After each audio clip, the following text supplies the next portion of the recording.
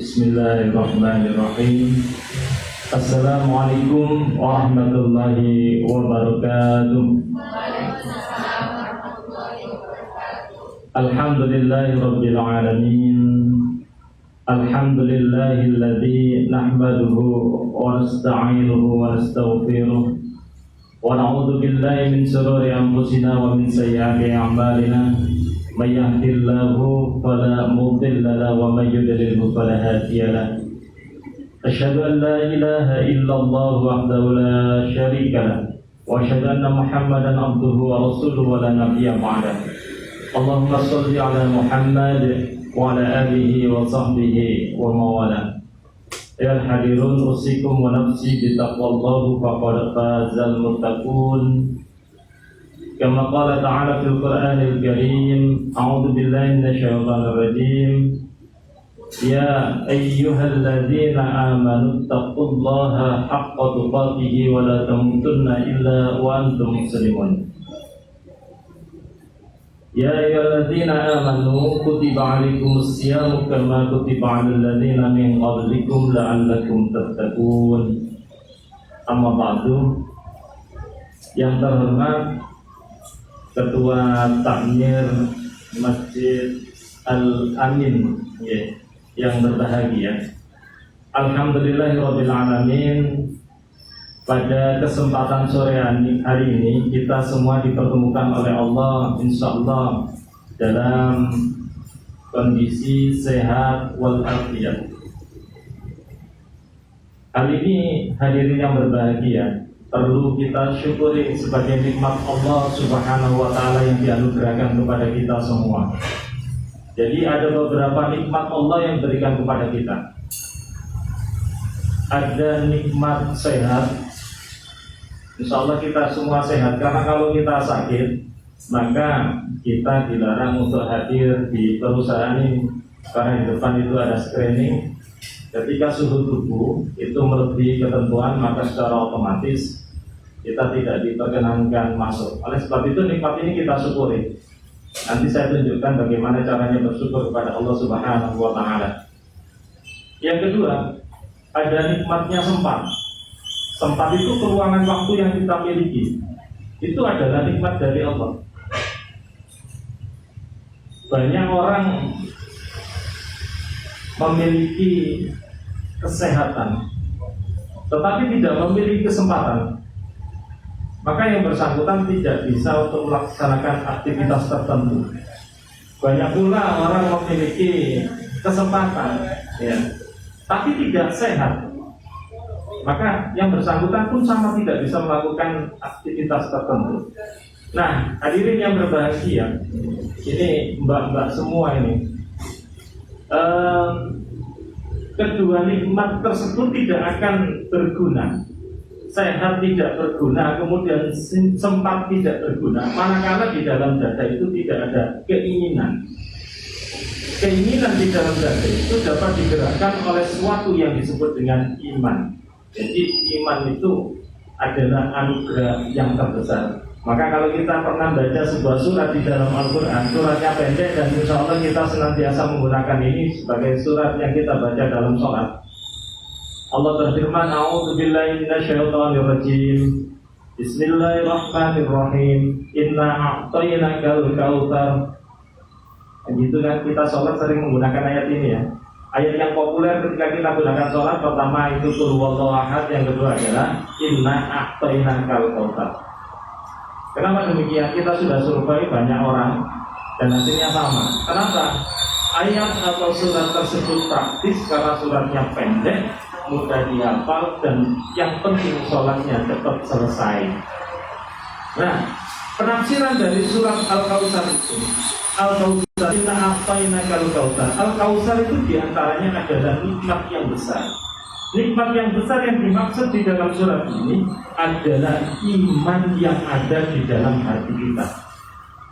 Loh, itu adalah bekal kita ketika kita menghadap kepada Allah Subhanahu wa Ta'ala. Oleh sebab itu, antara sehat, sempat, dan iman mari tetap kita jaga sehingga aktivitas ibadah kita itu dapat berjalan dengan baik. Satu di antara ketiganya itu tidak ada, maka kita akan pincang dalam beribadah. Orang sakit bisa beribadah asalkan ada kesempatan dan ada iman di dalam dadanya. Tapi kenikmatan beribadah itu akan berkurang. Contoh jangan ibadah, tapi sakit, sholat tidak bisa berdiri. Maka dengan duduk, padahal di dalam diri menginginkan kita itu bisa sholat dengan berdiri. Nah, tuh, jadi kita syukuri. Kedua kalinya salawat dan salam mudah-mudahan tetap terlimpahkan kepada junjungan kita Nabi Allah Muhammad sallallahu alaihi wasallam beserta para sahabat, para keluarga dan seluruh kaum muslim hingga akhir zaman. Baik, saya tadi ya kemarin sudah membuat materi sebenarnya. Saya tidak bertanya apakah ada PowerPoint di sini yang digunakan sehingga saya bentukkan PDF. Tapi tadi ketika saya cek jaringan internet, ternyata Indosat tidak berlaku di wilayah Ngoro dan sekitarnya ini. Jadi tidak dapat saya kirimkan hingga saat ini. Baik, tema yang diberikan kepada saya itu adalah tema yang cukup berat.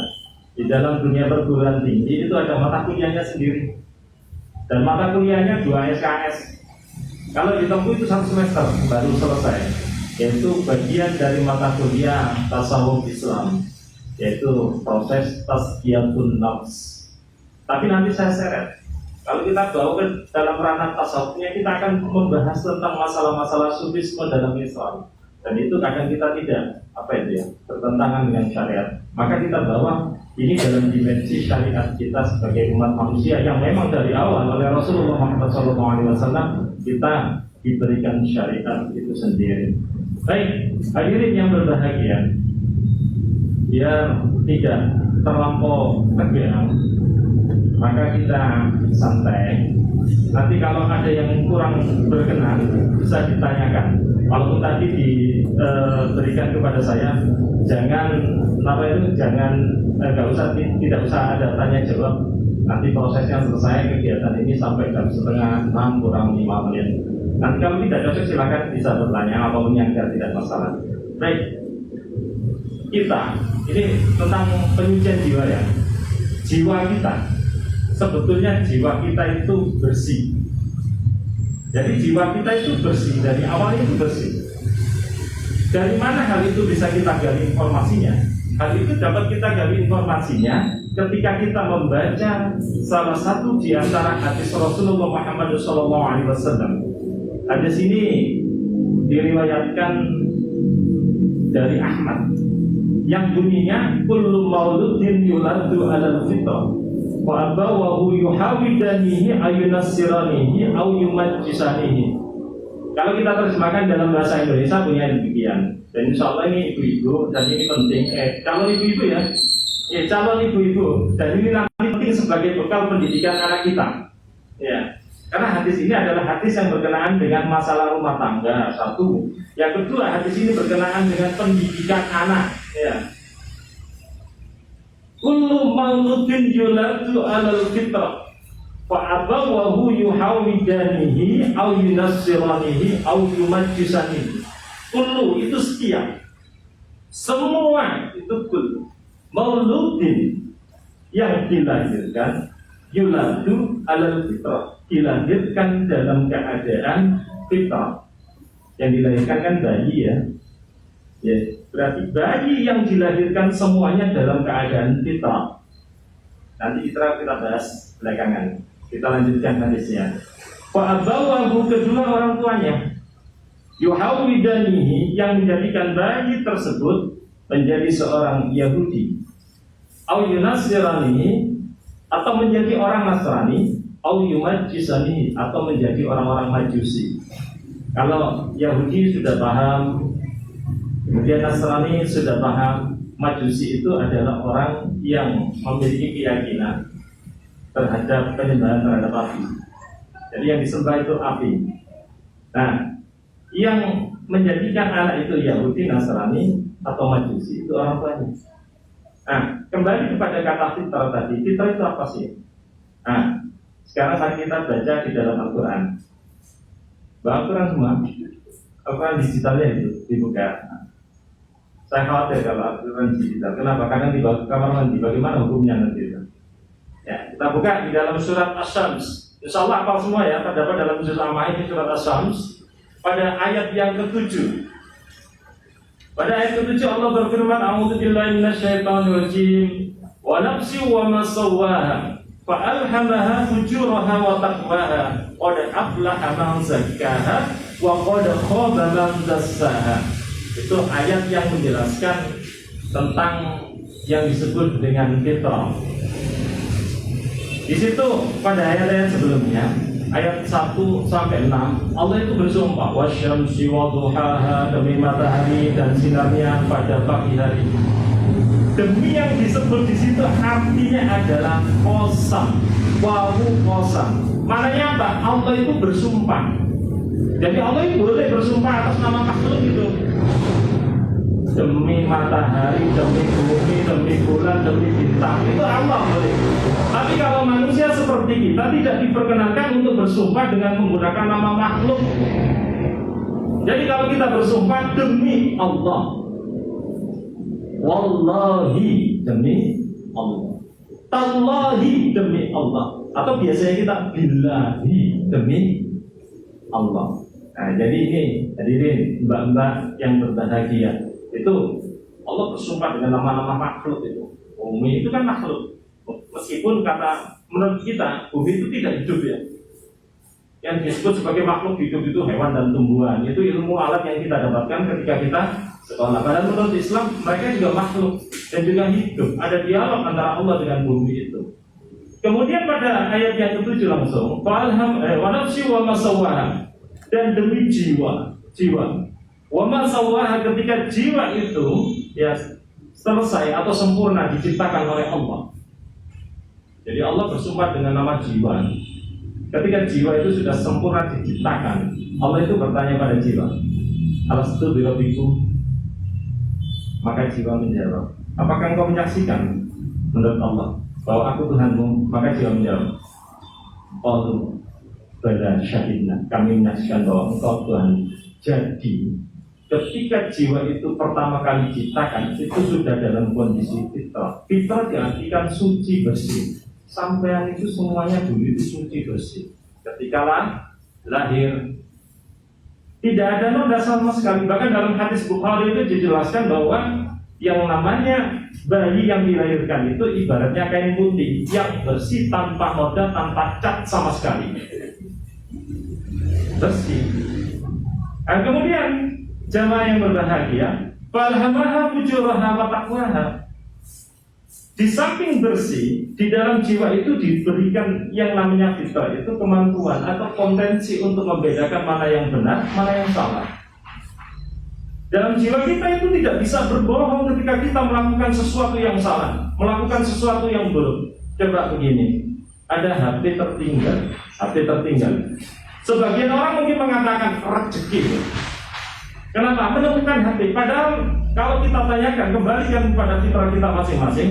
Ketika ada barang tertinggal, ada barang jatuh, ada uang hilang, maka pasti ada pemiliknya. Ketika kita tanya, ya ambil enggak? Maka fitrah itu akan mengatakan, ambil tapi amankan, umumkan, cari siapa yang memiliki. Nah, maka itu sudah ada fa'alhamaha fujuraha wa taqwaha, dan kami ilhamkan pada jiwa itu pertama fujur itu fajir. Kalau orangnya fajir itu adalah orang yang buruk. Jadi kita diilhamkan di dalam dada kita itu sesuatu yang buruk. Maksudnya apa? Tahu itu buruk. Bukan berarti kita menjadi orang yang buruk, tidak. Kita tahu itu buruk. Dada itu tidak bisa membohongi diri kita. Yang kedua, falhamaha fujuraha wa taqwaha, dan diilhamkan di dalam diri kita itu sifat takwa. Takwa itu yang benar. Maka tahu yang benar. Tinggal mana yang lebih kuat, fujurnya atau takwanya.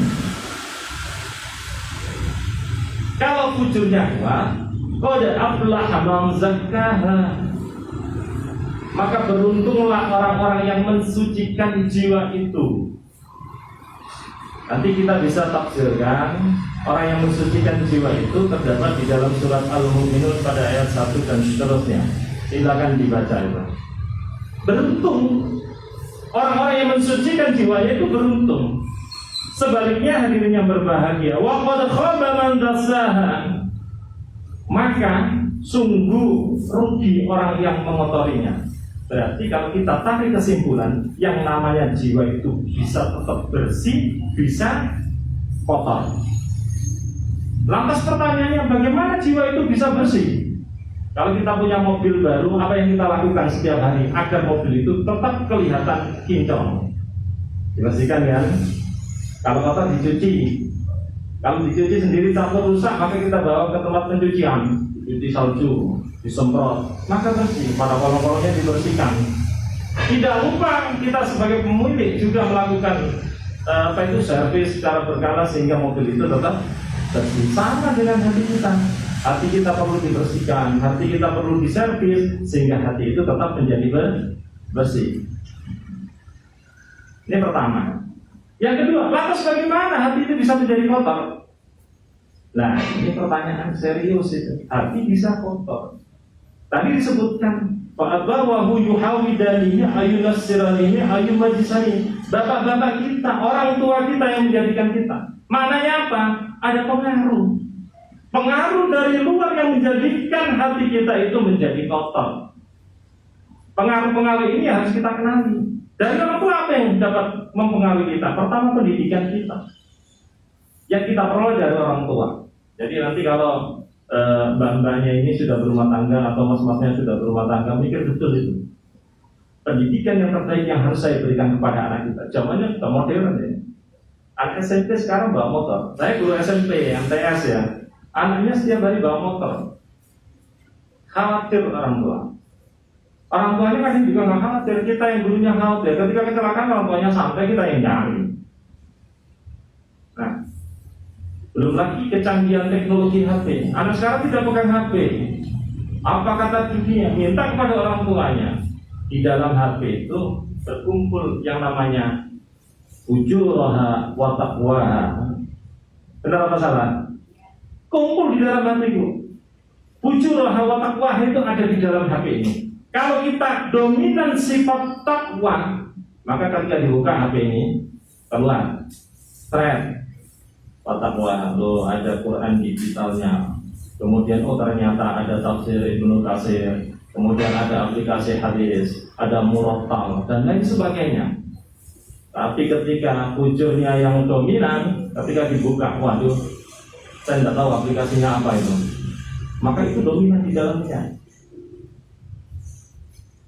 Ibaratnya pisau tergantung kita, HP itu kita gunakan untuk apa? Tergantung kita masing-masing. Baik, ini.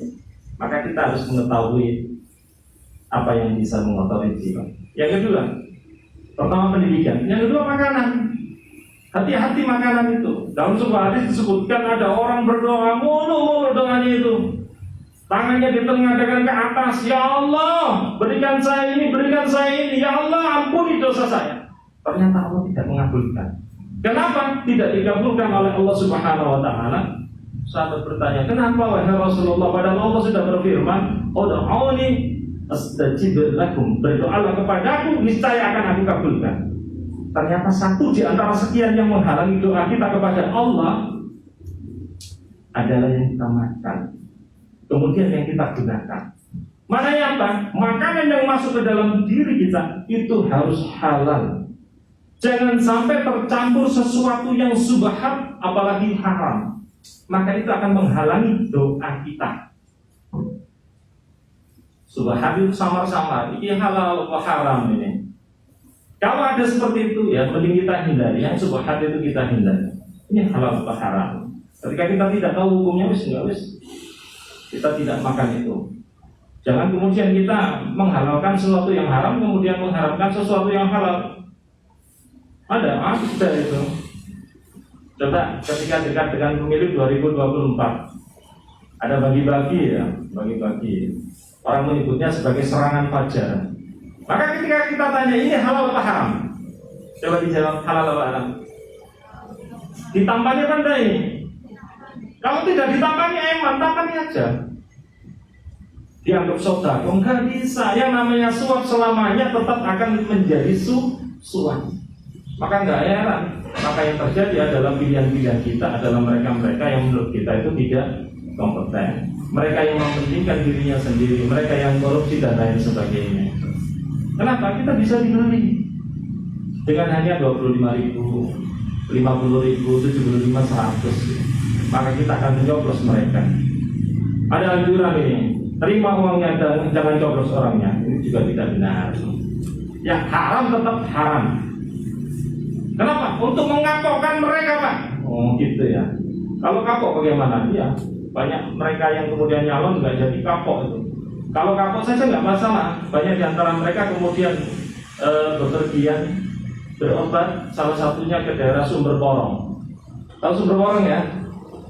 Sumber Porong itu kalau kita lewat ke Malang ya, kita Malang sampai Lawang, disambut di Lawang itu ya.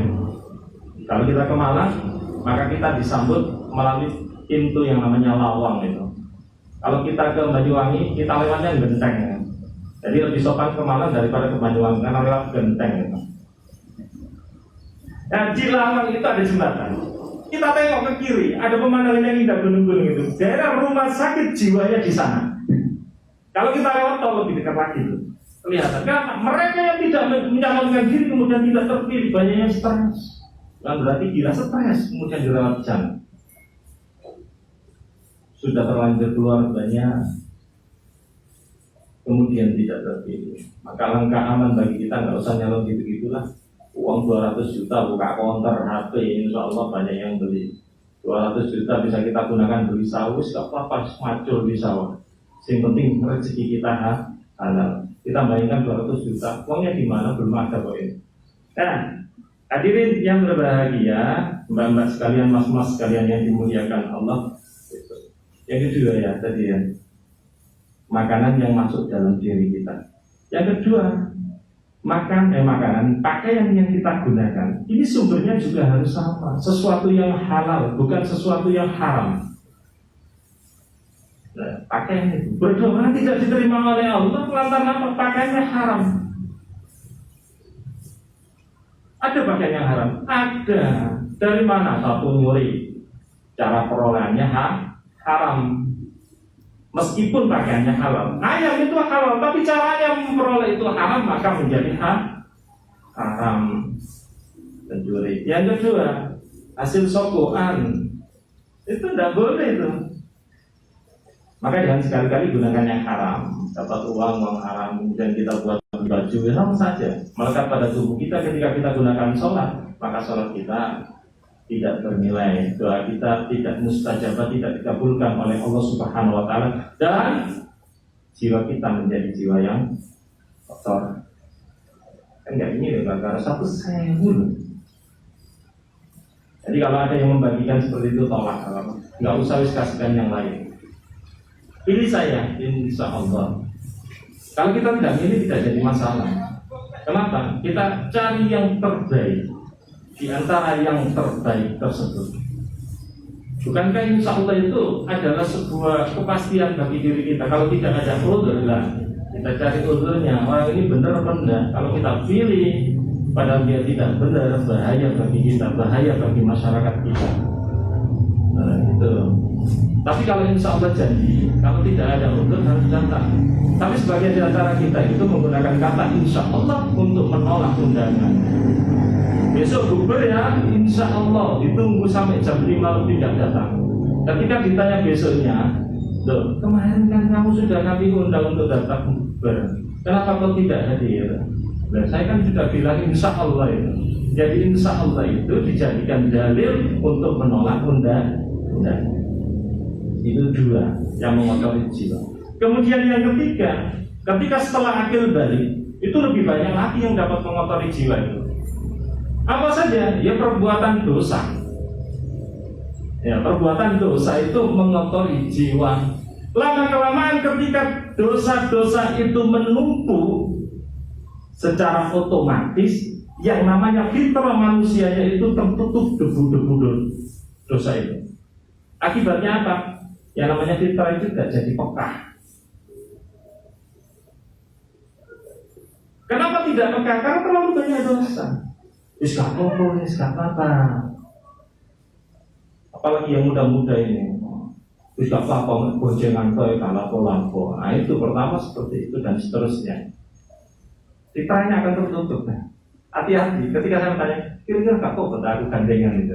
Padahal belum nikah itu. Tanyakan pada hati kita itu, tanyakan. Gak usah cari dalil, lama sampean. Lama. Tanyakan saja dalam hati kita, kira-kira boleh apa enggak? Kalau hatinya menjawab tidak boleh, maka itu sudah benar. Tapi sudah kadung ya, tak popo wis, titik aja. Nah, maka akibatnya adalah fitrah kita yang tertutup. Pertama ya kuncingan, sesuai dan seterusnya. Nah, kemudian itu yang ketiga, dosa. Dan ini faktor yang paling banyak adalah dosa. Dosanya sudah banyak, tidak dibarengi dengan ibadah, maka tutup atas fitrah itu semakin kuat. Lama-lama fitrah itu tidak berfungsi.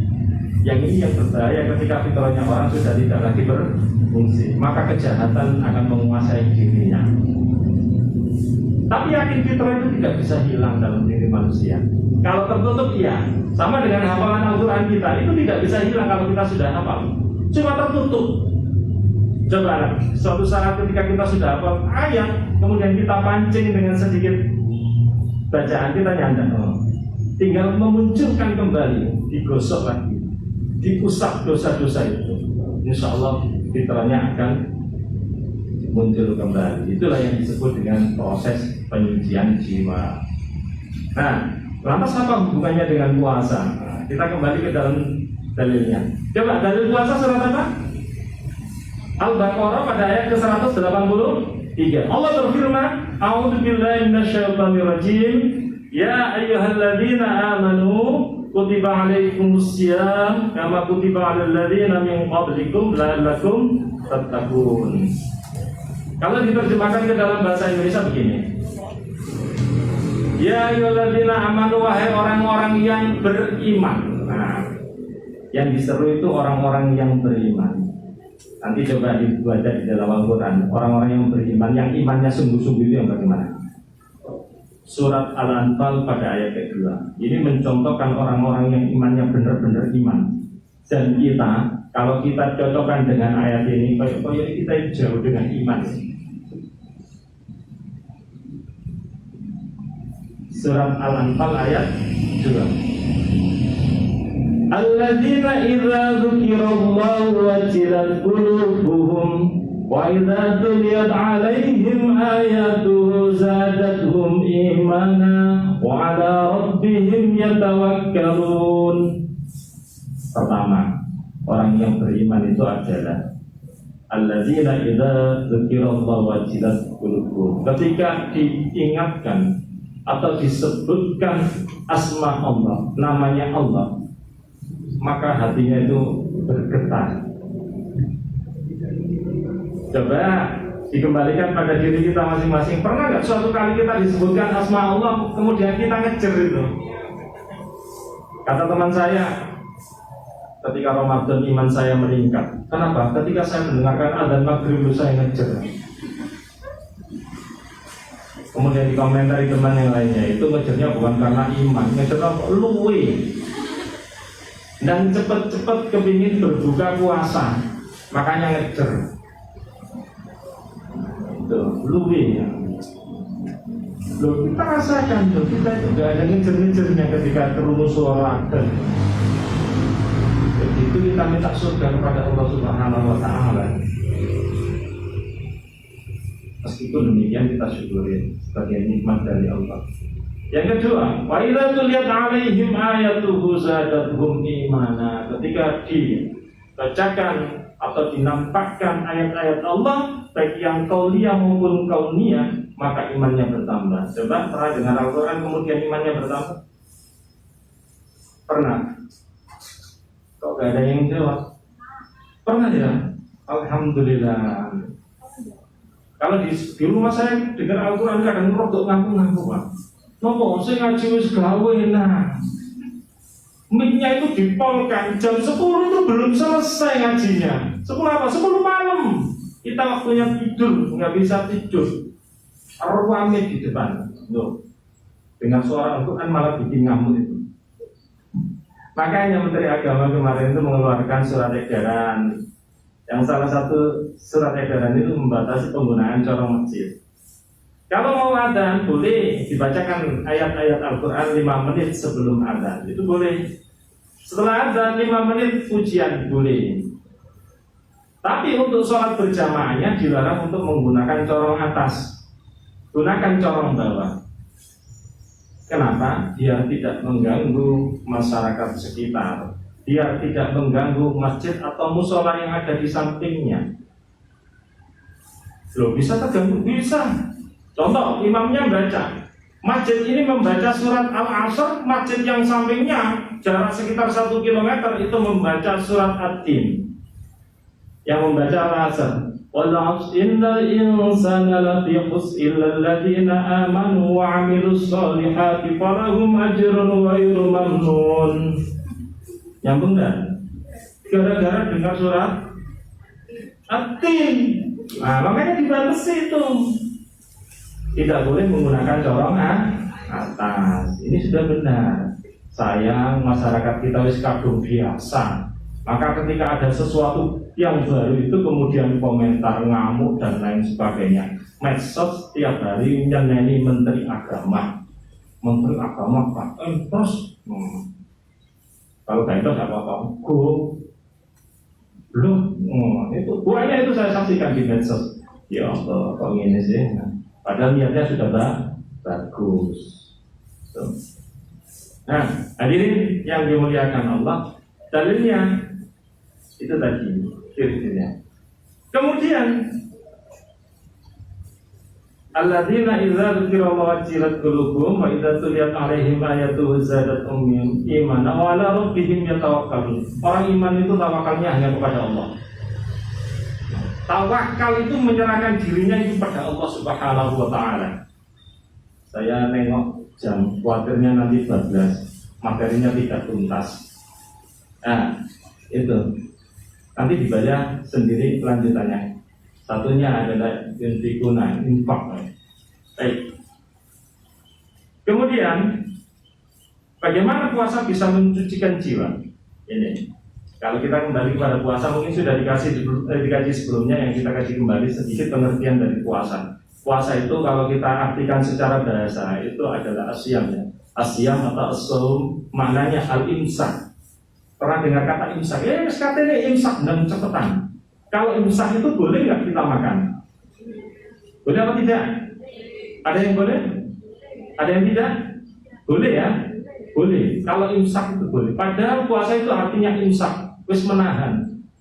Di Indonesia itu salah kaprah. Imsak yang sejati, imsak yang sebenarnya itu bukan waktu 10 menit sebelum adzan subuh.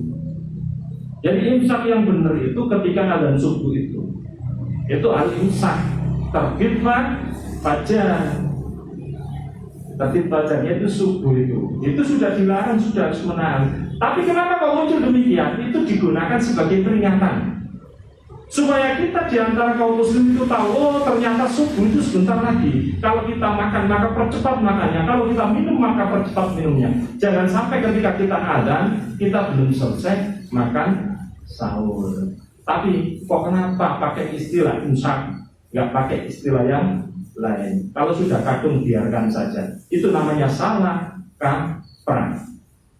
Nah, itu menahan diri dari makan, dari minum, dari maaf sudah ada yang berumah tangga, hubungan suami istri, itu puasa. Mulai dari terbit fajar sampai terbenam matahari. Kalau dulu bahasanya ketika sudah bisa membedakan antara benang putih dan benang hitam, maka ada sahabat itu ketika puasa itu pegang 2 benang ini. Ketika sudah nampak putih dan hitam, oh itu sudah mulai puasa ini. Nah itu terbit fajar sampai terbenam matahari. Sekarang dijelaskan yang maksudnya sudah nampak perbedaan benang putih dan benang hitam itu adalah waktu terbit fajar. Kita nggak pernah ngincang terbit fajar itu. Kenapa? Sudah ada jam. kita gunakan jam itu sebagai patokan kita. Ini. Tapi puasa yang bagaimana yang bisa mensucikan jiwa? Ini yang jadi pertanyaan kita. Puasa yang bagaimana? Apa puasa yang seperti itu? Ternyata menurut Imam Al-Ghazali, yang namanya puasa itu dibagi menjadi 3. Poso mana dibagi 3 ini? Yang saya tahu dulu waktu kecil ada poso beduk. Mungkin ya, betul apa enggak? Ketika kita sudah kelas 4, poso asar. Kemudian poso maghrib. Enggak ada yang ada itu poso Ramadan atau puasa sunnah. Standarnya sama, mulai terbit fajar sampai terbenam matahari. Kalau kita sampai waktu zuhur, itu namanya latihan. Dan tidak etis ketika kita sudah akil balik masih latihan berpuasa. Itu untuk anak-anak. Aku gak kuat poso beduk itu jenenge mokel. Mokel terus gede mokel. Panas ya. Mungkin insya Allah kabeh merasa panas, gak ada yang merasa kedinginan ketika panas itu. Kecuali ruangannya ber-AC. Ketika kita tahu asbabul wurud, asbabul nuzul ayat ini, Rasulullah Muhammad SAW turunnya ayat perintah untuk berpuasa itu ketika Rasul berada di gurun pasir Badar. Ada apa? Rasulullah Muhammad SAW sedang berperang. Loh, perang di gunung pasir, panas. Rasul itu diperintahkan untuk melaksanakan puasa. Coba dibayangkan panasnya seperti apa? Panas mana Rasulullah Muhammad dan para sahabat dengan kita? Ya panasan Rasul. Nah, makanya kita tidak bisa mengeluh. Karena puasa dalam Islam itu sudah distandarkan sesuai dengan kemampuannya manusia. Baik, puasa yang pertama menurut Al-Ghazali adalah puasa am. Kalau kita terjemahkan bahasa Indonesia, puasa orang umum. Ya puasanya kita lah. Tapi tidak hanya sekedar kaum muslim, tapi non muslim pun ada yang melaksanakan puasa. Contoh orang Jawa itu ada puasa namanya puasa telasan. Apa puasa telasan itu? Puasa telasan itu puasa malam 1 suro. Jadi mulai terbit fajar nanti sampai jam 12 malam baru boleh untuk masuk rumah. Nah selama itu kemana? Kita tidak boleh berada di dalam rumah dan tidak boleh ngayuh, tidak boleh ketemu dengan orang.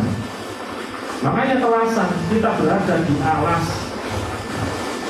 Nah serem ya. Baru ketika jam 12 malam kita masuk ke rumah kita masing-masing. Kemudian oleh ya namanya orang sakti, kita dimandikan sebagaimana jenazah, dimandikan kembang, dan setelah itu dibungkus dengan kain lawon. Basa Jawa ini lawon. Lawon itu kafan. Kenapa tujuannya Pak? Apakah untuk Allah? Tidak. Tujuannya supaya sakti. Nah, puasanya orang umum kan supaya sakti. Betul. Ada lagi puasa pati geni. Apa pati geni? Tidak boleh ada api di rumahnya. Orang itu mengurung diri di rumahnya. Bahkan yang hebat lagi ada puasa bisu. Tidak ngomong. Tidak ngomong sudah bisa ngerekan. Puasanya puasa bisu. Ada puasa pendem. Dirinya itu dipendam di dalam tanah selama 40 hari. Kalau selamat hidup, kalau nggak selamat ya innalillahi wa inna ilaihi raji'un, nggak usah dibuka itu. Sudah meninggal, itu puasanya orang am. Dan puasa am itu juga berlaku bagi setiap muslim. Kalau hanya sekedar menahan lapar, dahaga dan hubungan suami istri atau senggama, itu puasanya am. Selebihnya dia melakukan kegiatan sebagaimana mestinya. Kalau kemarin ketemu teman yang dibicarakan adalah teman yang lain, lo narik itu tambah ayu, lo kok ini glowing, boleh nggak membicarakan ini? Sebetulnya tidak boleh. Ya, lebih yang kita bicarakan itu adalah sesuatu yang negatif dari orang lain. Dalam bahasa agamanya disebut dengan ghibah. Ghibah itu kalau yang dibicarakan itu benar. Saya lihat tadi mbak itu ya dijemput sama lelaki itu di sana. Kayaknya itu beda dengan yang kemarin itu. Yang kemarin bukan itu. Padahal kita tahu itu tukang ojek itu. Ya ganti-ganti memang tukang ojek. Oh, tapi kita bumbui itu. Nah, benar kita bumbui. Maka kalau tidak benar itu menjadi fitnah. Berat lo fitnah. Makanya hati-hati membicarakan. Maka level yang kedua orang berpuasa itu tidak sekedar hanya puasa, tidak hanya sekedar makan, tidak hanya sekedar melepas, tidak makan, tidak minum, dan tidak melakukan jima di siang hari selama bulan suci Ramadan.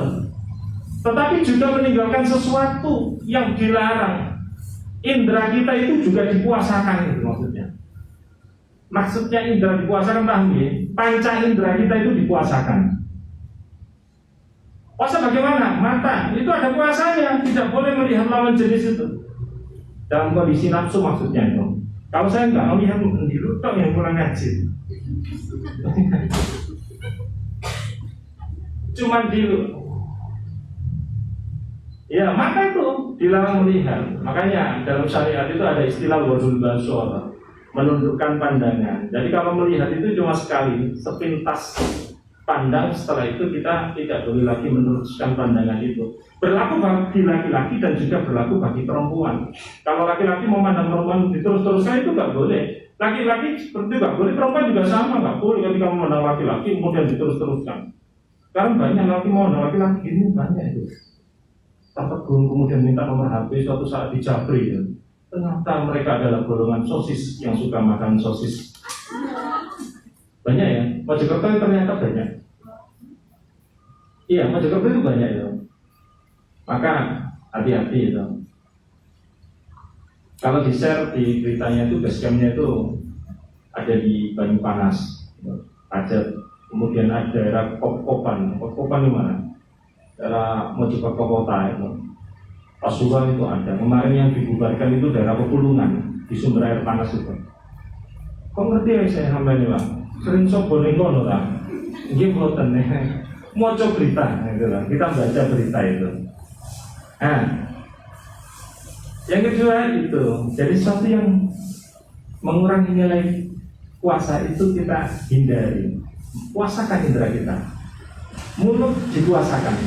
Mulut itu di samping kita itu makan, memasukkan makanan minuman ke dalam mulut kita juga mengeluarkan kalimat-kalimat. Apa kalimat-kalimat yang keluar dari mulut kita? Kata-kata kita. Maka ada hadis yang disampaikan oleh Rasulullah Muhammad SAW itu yang berbunyi demikian. Mana dia? Kok hilang ya? Laisa siyamu minal akli wasyarbi, innama siyamu minal lagwi warrafas. Nah ini berat ini. Didahului dengan hadis kamin so'imin laisa lahu min siyamihi illal ju'i wal atas. Banyak orang yang berpuasa tapi tidak dapat apa-apa dalam puasanya. Maksudnya apa? Tidak dapat pahala. Loh, pahalanya kapan dibagi? Nunggu hari raya mungkin. Enggak ya? Pahalanya itu nanti kita dapatkan di hadapan Allah.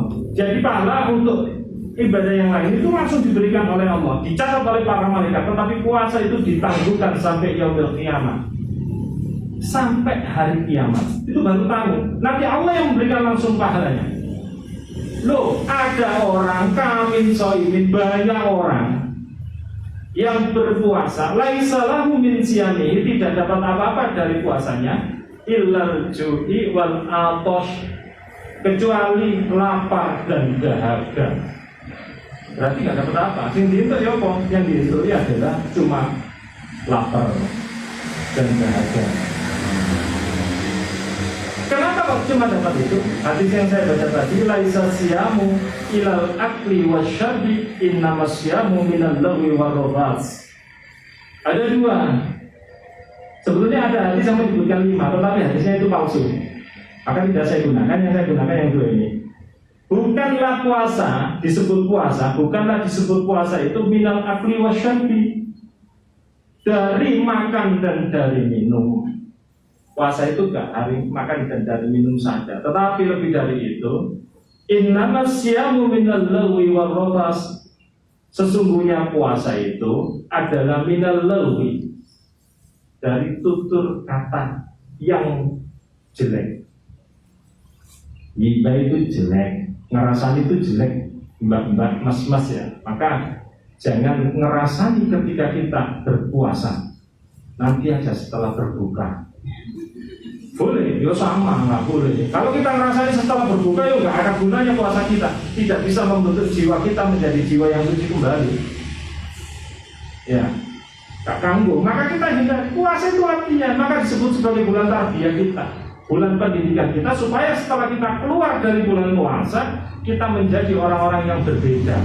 Wis tidak tahu ngerasani kancane, sudah tidak pernah mencari kesalahan-kesalahan orang lain dan seterusnya. Dari kata-kata yang nggak berguna itu tadi.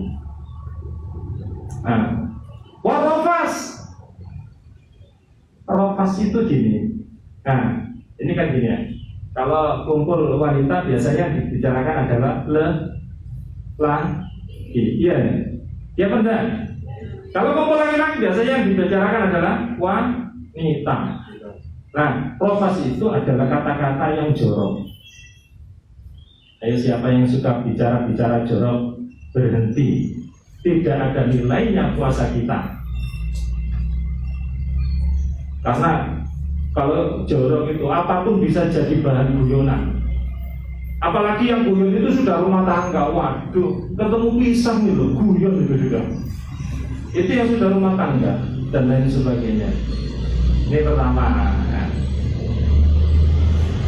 Nah, jadi yang kita tinggalkan itu puasa yang kedua, kata-kata yang tidak berguna melalui lisan kita.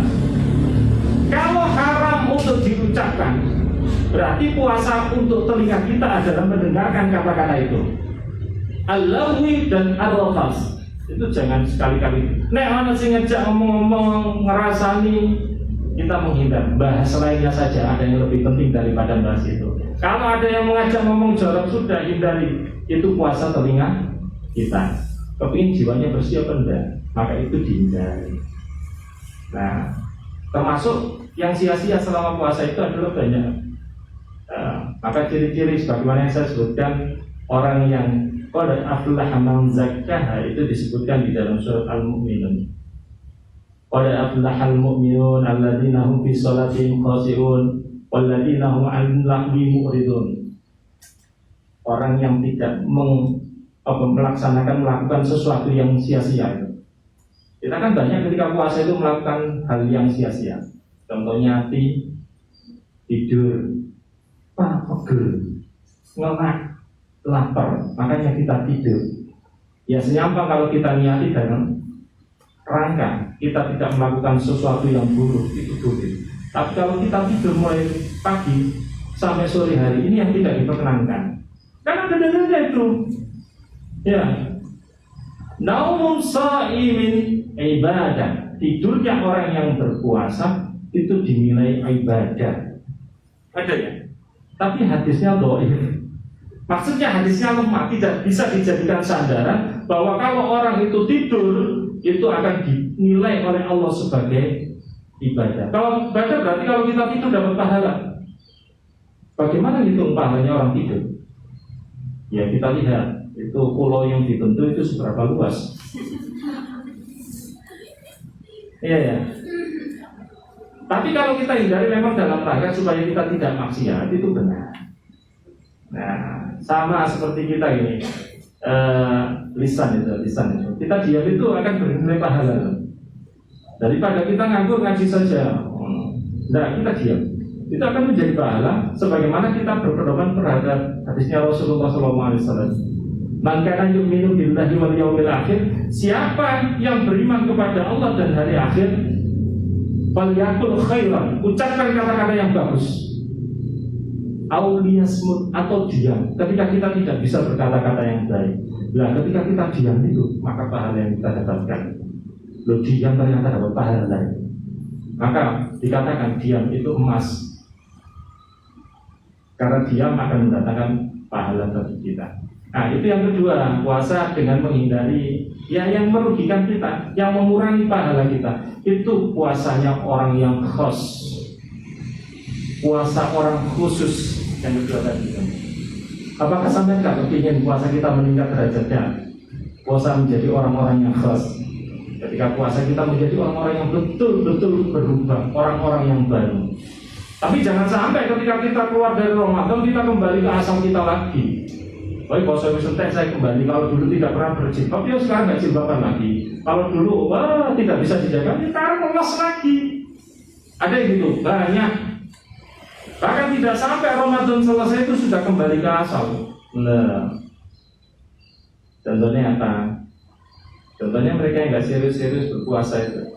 Maka di dalam Al-Quran surat An-Nahl itu disebutkan, wala taqulu kallati naqadat ghazlaha min ba'di quwwatin angkata. Kita disindir oleh Allah. Jangan sampai engkau seperti seorang perempuan yang memintal benang. Pernah tahu orang memintal benang? Menenun ya, menenun. Nah, merajut ya, tahu merajut ya. Setelah jadi kain yang dipintal itu, kemudian orang itu benangnya dieker-eker. Kalau sudah dieker-eker, apa yang terjadi? Terurai ya, terurai menjadi benang yang kusut. Maknanya apa? Kita itu susah payah ketika Ramadan menjadikan diri kita orang-orang yang baik, orang-orang yang berbeda daripada sebelumnya. Kenapa ketika keluar dari Ramadan kita kembalikan pada kondisi sebelum kita Ramadan? Eman Ramadan kita. Ya, eman bahasa Indonesia ya, kok sayang ya, sayang. Nah, maka puasa yang kedua ini perlu kita gapai. Kalau yang ketiga mungkin bisa tapi sulit. Yang ketiga itu puasanya khososul khos, puasanya orang yang khusus. Sulit ya, orang yang spesial. Siapa golongannya? Para nabi.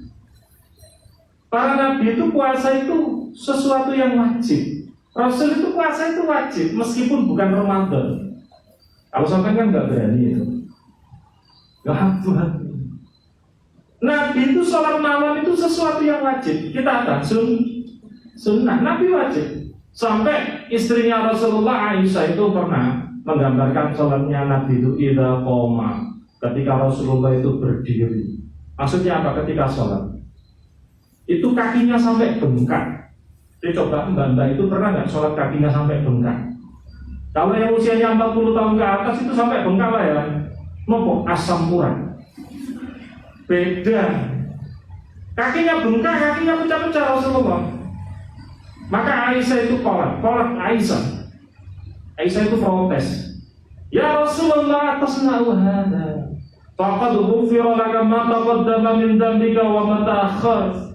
Wahai Rasulullah, ada apa engkau melakukan ini semua? Padahal engkau itu orang yang sudah diampuni dosanya, baik dosa yang telah lalu maupun dosa yang akan datang.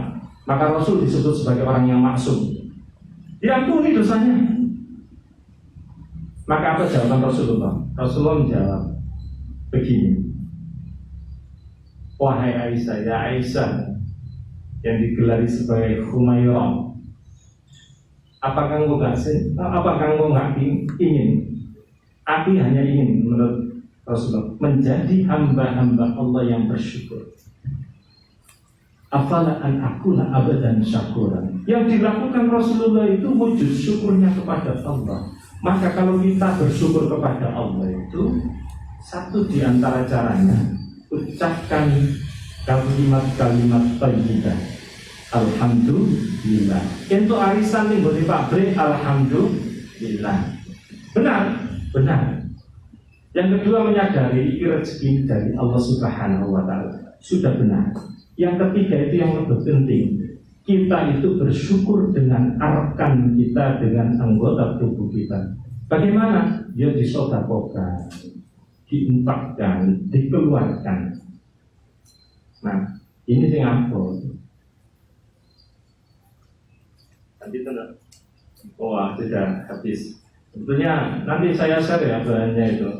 Ada beberapa ini saya bagaimana supaya kita puasa kita dapat membersihkan diri kita, menjadikan kita mutakun. Satu, niat kita diluruskan lagi. Semua amal perbuatan itu bergantung pada niat kita. Yang kedua, hindari sesuatu yang mengurangi pahala puasa tadi itu, terutama kata-kata yang tidak penting. Yang tiga, bersungguh-sungguh. Man shoma Ramadan imanan wa ihtisaban ghufira lahu ma taqaddama min dzambi. Siapa yang puasanya betulan karena iman kepada Allah, dan kemudian mengharapkan pahala dari Allah, maka dia akan diampuni dosa-dosanya. Ketika dosa-dosa itu sudah diampuni oleh Allah, maka fitrah kita akan terkuat kembali, menjadi bersih, menjadi cemerlang lagi. Itu maknanya di sana. Kemudian yang terakhir yang penting, jangan lupa berdoa. Ada doa yang ada. Ini dari sahabat Rasulullah Ibnu Mas'ud, yang doa ini kemudian diperdomani oleh sahabat Abu Dzar Al-Ghifari. Doanya, Allahumma inni as'alukal huda wat tuqa wal afafa wal ghina. Allahumma inni as'alukal huda. Ya Allah, berikan kepadaku, bimbing aku dalam petunjukmu, maksudnya gitu. Yang kedua wat tuqa, dan ketakwaan, minta dibimbing Allah dalam ketakwaan. Yang ketiga wal afafa, yaitu sikap ifah. Sikap ifah itu menjaga kehormatan diri dari makhluk yang lain, dari manusia yang lain, sampai kita menjadi orang-orang yang suka minta. Dan yang keempat, wal ghina, kita memohon kepada Allah kecukupan. Kecukupan dalam arti kita memohon kepada Allah dijadikan orang-orang yang cukup, orang-orang yang kaya. Ketika kita sudah usaha, maka ikhtiar kita itu harus dibarengi dengan doa itu. Insya Allah dengan tawakal kita kepada Allah, maka kita dibimbing oleh Allah, maka kita akan menjadi pribadi-pribadi yang lebih baik di kemudian hari. Amin. Insya Allah siap ya. Mari kita tutup dengan doa kepada Allah. Mudah-mudahan segenap hajat kita dikabulkan oleh Allah Subhanahu wa Ta'ala. A'udzubillahi minasyaitonir rajim. Bismillahirrahmanirrahim. Allahumma sholli wa sallim wa barik ala Muhammadin wa ala alihi wa sahbihi ajmain walhamdulillahi rabbil alamin. Allahumma ighfir lil muslimin wal muslimat wal mu'minina wal mu'minat wal ahya'i minhum wal amwat innaka sami'un qaribun mujibud da'wat ya qadiyal hajat. Allahumma arinal haqqa haqqan warzuqna ittiba'ahu wa arinal batila batila warzuqna ijtinabah. Allahumma inni as'alukal huda wat tuqa wal afafa wal ghina. Allahumma inni as'alukal huda wat tuqa wal afafa wal ghina. Allahumma inni as'alukal huda wat tuqa wal afafa wal ghina.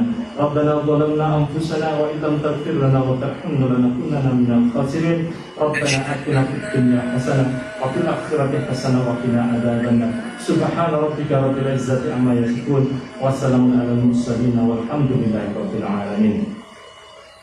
Mudah-mudahan kita dipertemukan kembali oleh Allah. Kalau tidak di dunia ini, kita dipertemukan oleh Allah dengan seruan, ya ayyatuhan nafsul mutmainnah, irji'i ila rabbiki radiyatan mardiyah, fadkhuli fi ibadi wadkhuli jannati. Wahai jiwa-jiwa yang tenang, kembalilah engkau kepada Rabbmu dengan ridha dan diridhoi olehnya. Fadkhuli fi ibadi, masuklah bersama dengan hamba-hambaku, wadkhuli jannati, dan masuklah ke dalam surgaku. Amin amin ya rabbal alamin. Yang kurang lebihnya mohon maaf. Akhiri Rasulullah Wabasyiril mu'minin. Wassalamualaikum warahmatullahi wabarakatuh.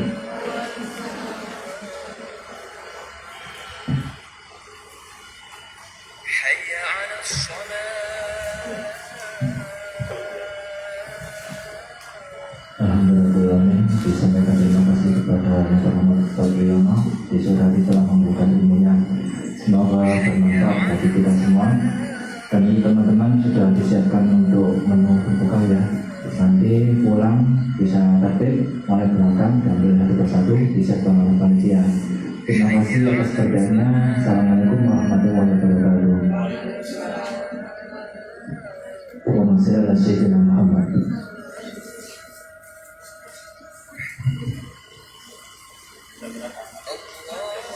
Oh,